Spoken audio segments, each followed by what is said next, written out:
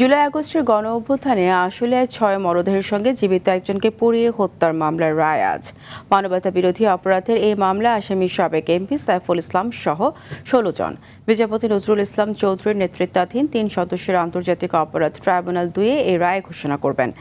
মামলায় ঢাকা জেলার সাবেক অতিরিক্ত পুলিশ সুপার আবদুল্লাহিল কাফি, সাভার সার্কেলের সাবেক অতিরিক্ত সুপার শাহিদুল ইসলাম, পরিদর্শক আরাফাত হোসেন, এসআই মালিক, এসআই আরাফাত উদ্দিন, এএসআই কামরুল হাসান, আফজালুল হক ও কনস্টেবল মুকুল কারাগারে আছে। গত বছরের ২১ আগস্ট শুরু হয় এই মামলার বিচার কাজ। ২০২৪ সালের ৫ আগস্ট আশুলিয়ায় জীবিত একজনের সঙ্গে পুলিশের গুলিতে নিহত ৬ জনের মরদেহ পুড়িয়ে দেওয়া হয়।